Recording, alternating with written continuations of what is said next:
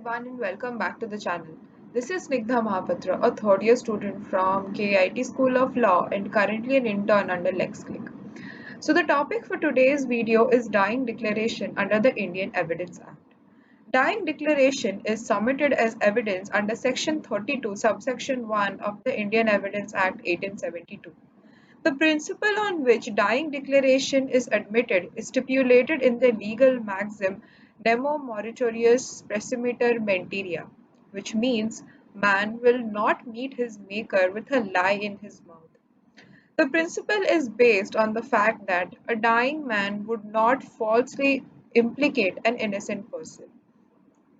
A dying declaration is mostly introduced by the side of the prosecution but can also be produced as a legal evidence by the side of the accused.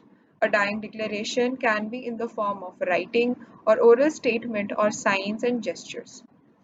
In the Indian law, dying declaration need not be under the expectation of one's death because, as mentioned in section 32, subsection 1, when the statement is made by a person as to the cause of the death or as to any circumstances of the transaction which resulted in his death. In the case of Pakala Narayan Swamy versus Emperor, it was held that the letters given by the deceased to his wife before going to the place where he was killed was relevant to his death and so comes under the purview of Section 32. No specific form of dying declaration has been prescribed, but it is of utmost importance that a dying declaration retains crucial factors. A dying declaration can be either oral or in writing, or that in any adequate method of communication, whether the use of words or gestures or sign or otherwise will suffice, provided that the indication is positive and definite. There is no requirement of law that a dying declaration must necessarily be made to a magistrate, and when such a document is recorded by a magistrate, there is no specified statutory form for such recording. Now, the general rule is that hearsay evidence is unadmissible. Dying declaration is an exception to this rule.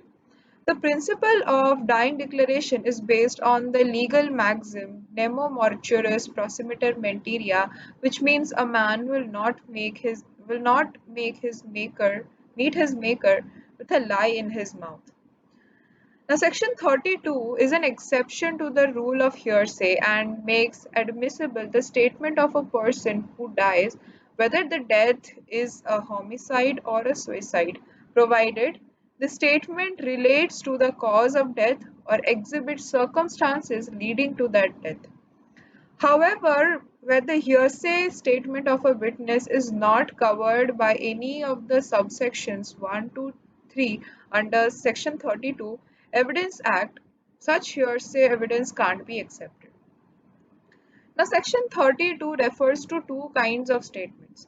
When the statement is made by a person as to the cause of his death, or when the statement is made by a person as to the circumstances of the transaction which resulted in his death.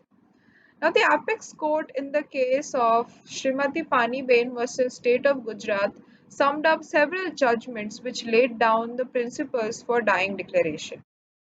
In the case of Ramnath versus State of Madhya Pradesh, the Supreme Court held that it is settled law that it is not safe to convict a accused person merely on the evidence of a dying declaration without further corroboration because such a statement is not made on oath and is not subject to cross-examination and because the maker of it might be mentally or physically in a state of compassion and might be drawing upon his imagination while he was making the declaration. Thus, the Supreme Court has laid a stress as a safeguard on corroboration of the dying declaration before it is acted upon. But later in Kushal Rao versus State of Bombay, the Honorable Apex Court held that this observation to be in the nature of obiter dicta and observed that it cannot be laid down as an absolute rule of law that a dying declaration cannot form the sole basis of the conviction unless it is corroborated.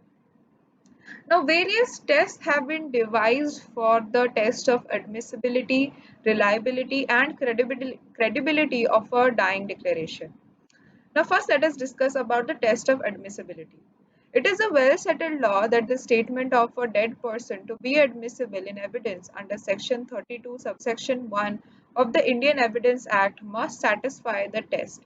Firstly, it it must refer as to the cause of his death or as to any of the circumstances of the transaction which resulted into the death, and secondly, it could be admitted in evidence in those cases only in which the cause of the person's death comes into question. Now, the second is the test of reliability. The court must, in order to test the reliability of a dying declaration, keep in view the circumstances like the opportunity of the dying man for observation. For example, whether there was sufficient light if when the crime was committed at night, whether the capacity of the declarant to remember the facts stated at night has not been impaired at the time he was making the statement by circumstances beyond his control, either due to the nature of the injuries or for any other cause, and whether the statement has been made at the earliest opportunity and was not the result of tutoring by interested parties. Now, the third test is the test of credibility.